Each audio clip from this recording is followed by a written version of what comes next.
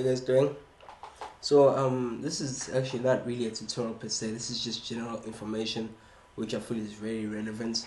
Um excuse me. So as you guys know, I'm not very well informed when it comes to mixing and mastering, but I've been doing a bit of reading up on the whole mixing process, and what I came to find is that actually mixing, it's something that you can actually teach yourself, but it's something that will take you a long time to teach yourself. It's something that just it requires a good ear and a good sound system, and basically just paying attention to detail and to your track, and the track you're working on. So yeah.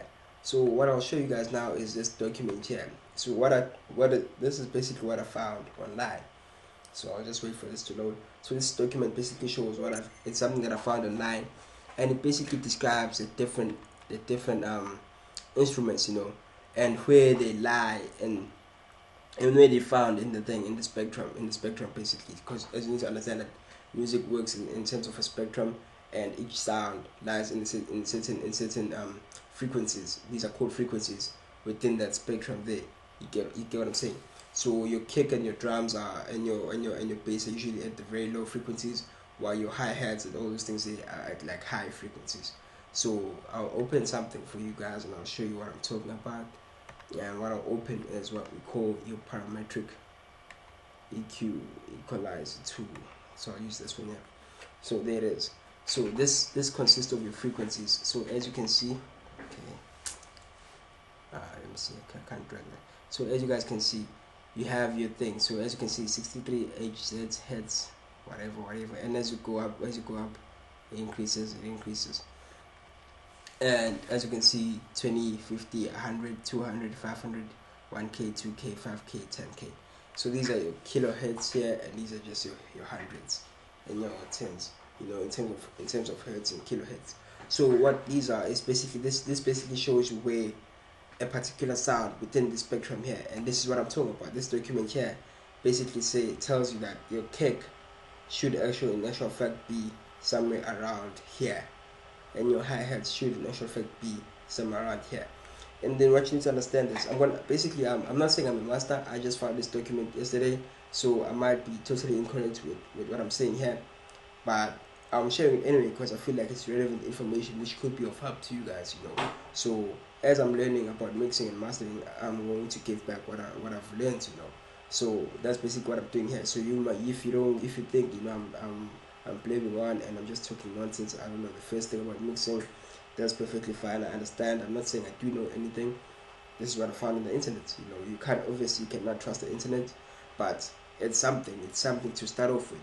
You learn by taking from different sources and basically combining all the information you've learned into something that's tangible and you can work with yourself. So what I'll do is I'll open a kick for you guys. So what I'll do is I'll open a kick, and then I'll open the hi-hats, and I'll show you what I'm talking about. So let's just take this. So let's take this hat here. There it is. So you've opened two instruments, your kick and your hi-hat.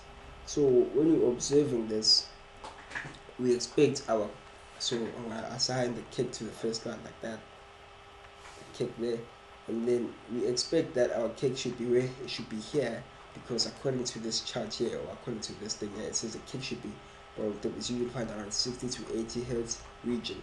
So in your spectrum, you're looking for 60 to 80, which should be somewhere here. This is your 20, this is your 50. So 60 should be 50 between there. So 60 should be somewhere here. You get what I'm saying? And I'm going to explain the relevance of this whole process here. So let's play the kick. And as you can see, it's actually there. And how do you know it's there? Is you observe basically your brightest band. And this is your brightest band there. And where is that? That's on 63. And that's basically where your kick should actually be. So as you can see, that's there. So now the whole relevance of this thing here is basically to indicate to you that in the process of mixing, which obviously involves other things, involves other plugins such as reverb and all those other things there. In the process of mixing, what you're doing is basically eliminating certain frequencies that you don't need. So let me show you now with the thing. So I'll do this here, I'll do this and this, then I'll show you the thing. I'll show you the hi-hat now, the hat. So let's look at the hat. Look where the hat is. So let's compare the two spectrums now. Let's compare the two. As you can see, there they are. So this is basically your kick, and this is your hat. And then now, what we want to focus on is we want to focus on the frequencies that we don't need. According to this document here, which I'm going to share with you guys, it says the kick should be way 60 to 80 hertz region, and then your hi-hats and cymbals should be way 200 gong 200 hertz, whatever, shimmer 7.5 to 12k hertz, and it's 100 to 300, whatever, all that just say. So I'm assuming that basically what we have, I think it's this one here, based on the region that it's in. So let's play this again, and as you can see, it's basically like there, and at the 10, it's the brightest band is at 10k hertz and above. So now, since we know that it's the brightest band should actually be here, what are all the other ones? What are all these other colors? Do we need those other frequencies? Why does it sound all the way through out to where we don't need them? And that's the whole process. This is what basically parametric EQ and equalizers do. You're basically eliminating the frequencies that you don't need where they shouldn't be, type of thing. So what you want to do now is, and again I repeat, I'm showing you guys with knowledge that I've observed from watching videos on YouTube and downloading basically just general notes online and different frequencies and all those things there. So by no means this is professional. I don't even know what I'm doing myself, but I feel like this is what I've learned and this is what I'm giving back to you guys. So once you've watched this, you can actually go and watch other videos on YouTube, and then at least you now have basic knowledge on what are they talking about when they talk about parametric EQ and eliminating frequencies and all those things there. So I'm basically explaining that part there for you guys.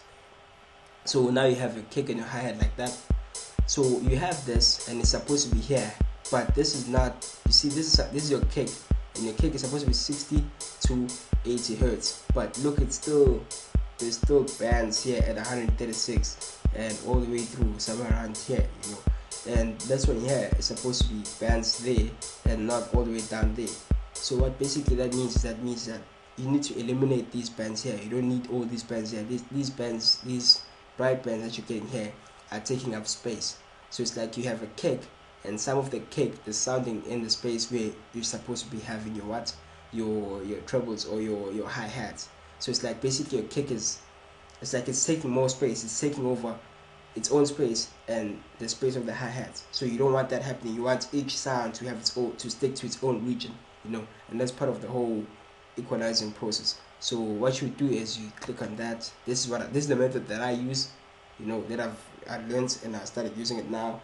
So I don't know if this is the best method. I don't care really. I'm just teaching you guys what I know. I can only teach you what I know. I can't teach you what's professional because I'm not a professional. I can teach you what I know and what I've been learning myself on the internet.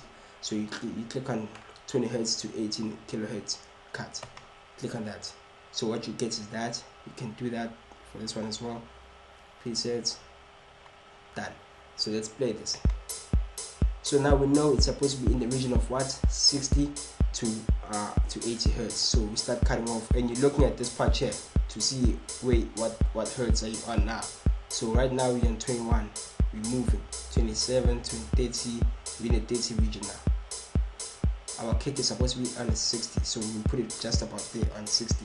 And as you observe, that's where the brightest band is. So now we want to eliminate what? So what you've eliminated is basically the deep side of the kick, because that's where the bass is supposed to be. We want it to be where the kick is supposed to be, which is somewhere there. And then we come back, and now we eliminate these sounds here, because now this is where you're supposed to have your upper mid, your trebles, which are hi-hats, and all the other sounds in the mid. So you remove some of the kick there, like that. Like that. Something along those lines there. And maybe if you feel like it's a bit too distorted, maybe you can just balance it out a bit, And that's it there. And then you do the same thing here. It's supposed to be there. So you want to remove all of this. So you just drag that part there.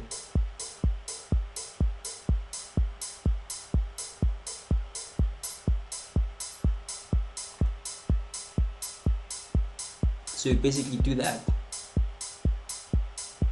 Like that. So as you can hear, the more you drag it, the more you cut off certain sounds, and you don't want to do that for too much. And then maybe you can add like another parametric EQ here now. So you can add another one, and this is now to adjust the thumb or whatever specific sound of the kick that you want. So you do this.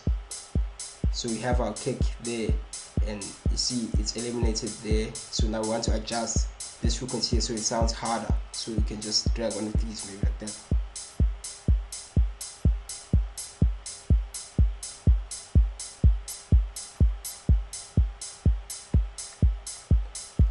That sort of thing there, and that's basically all that I can teach you.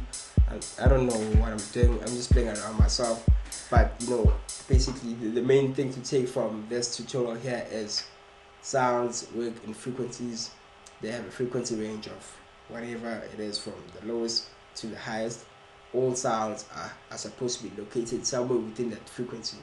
When a sound starts taking up certain space which is not supposed to be in, then you need to cut it down a bit, because now it's going to overshadow certain sounds. It's going to overshadow the sound that's supposed to be originally there. You get what I'm saying? And that's all there is to it basically. So if, how can I put this? So let's say so I don't know, okay, I can't think of a very simple example to explain it to you guys. So but literally think about it. If you have a kick here, or if you have a bass here, and now all of a sudden your bass is sounding from not just where it's supposed to be, but it's also sounding where you're supposed to have your hi-hats. Basically your bass is loud, so when you have your bass so loud that certain frequencies of the bass even go beyond where they actually should be and start going to other areas where they shouldn't be, then basically they're going to affect how these sounds sound. You get what I'm saying? So what you want to do is you want to eliminate this, like where the bass shouldn't be, and you want to keep it to where it should be, such that not too much of the bass goes off to other sides. And then you do the same for all the other sounds. So eventually basically what you have is most of your sounds are just about where they actually should be in the spectrum type of thing. They exactly where they should be. You don't have a sound that's supposed to be on the high whatever, on the high frequencies, sounding so high that it's actually even shadowing sounds that are supposed to be on lower frequencies. So that's basically all that this process is about, and you need to understand that each sound has its own space. You get what I'm saying? And that's the whole process of mixing. You're basically allocating each sound its own space, and then you just separate the sounds. Then that's where panning and all these other things come in. So yeah, this is the best I can teach you guys when it comes to this process here. I only got this like literally yesterday. I don't know what it's really about, but I understand that sounds have frequencies, and they basically situated within those frequencies. So I'm just sharing you guys this information here, what I know. Then you can do whatever you want to do with it. I advise you guys to actually go and watch other videos on YouTube, at least now that you understand that what the parametric EQ does, and you understand the fact that sounds and frequencies. When you go and watch videos about mixing and mastering, you'll be able to understand what it is that they're actually doing when they're using these things here. So yeah, that's basically all that I can teach you guys. Obviously there's probably more to this thing here that I do know, but I only started doing this yesterday. So yeah, sharp, free to like, subscribe, comment, Facebook, Twitter, all those things there. Sharp.